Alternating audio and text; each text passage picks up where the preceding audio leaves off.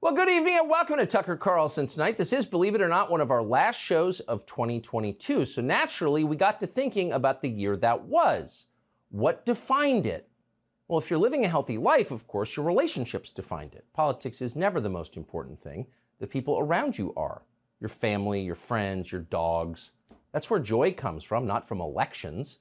Your relationships mean much more to you than any pronouncement Nancy Pelosi made over the last year from her compound in Napa. But still, politics do matter. They're not irrelevant. Nancy Pelosi's babblings do have an effect on your life. So what defined the politics of 2022? Well, lying did. This was the year of lying. The people in charge tell an awful lot of lies. That's what we learned. And we know this for sure because while they are avid and committed liars, they're not very good at it. Their lies are amateurish, obvious, pathetic, sad. And there's something kind of insulting about that. Don't tell me something we both know isn't true and expect me to believe it. When you do that, you assault my dignity. You diminish me. You treat me like a child. If you're going to tell me a lie, put some effort into it. So here, ladies and gentlemen, are our favorite lies of 2022.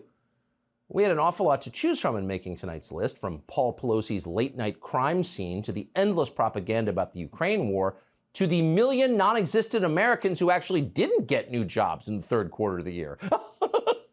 But we're going to start with what might be the lie ever told. Vladimir Putin blew up his own natural gas pipeline to Europe. Now, by doing this, Putin crippled his own economy and weakened his own strategic position in the middle of a war.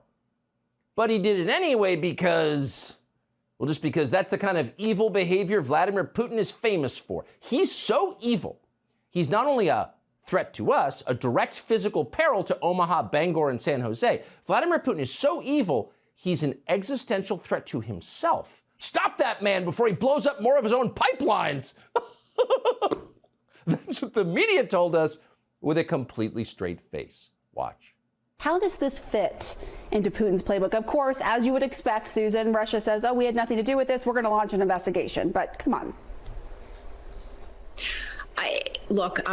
The indications are that foul play was involved and that it appears that, Russia is certainly the likeliest suspect of this. I think this is clearly an act of sabotage of some sort, and Russia is certainly the most likely suspect. I think this might be just the first salvo of some additional things that might be coming toward Europe. What Putin is saying to us by blowing up his pipeline is, look, I can blow up a pipeline. If need be, I can blow up the internet cables coming into your country. I can blow up functioning pipelines. I could do all sorts of stuff. Russia is certainly the most likely suspect, says John Brennan. And you can trust him when he says that because John Brennan was Barack Obama's CIA director. There's nothing shady about that guy. He's never been involved in any illegal or anything. He's got your best interest at heart. Let's put him on TV as a reliable foreign policy expert. He'll tell us the truth. You've got to laugh at this because, well, what's the option? And actually, John Brennan turns out to be reliable in at least one sense. If John Brennan says it, the opposite is almost certainly true. And that was the case here. No, Russia did not blow up its own pipelines. That explosion was the work of the Biden administration. They signed off on it. And we can tell you that tonight with confidence. The only remaining question is, now that we know for a fact that Joe Biden intentionally released more carbon into the atmosphere than any human in recorded history, can he continue to lecture the rest of us about global warming?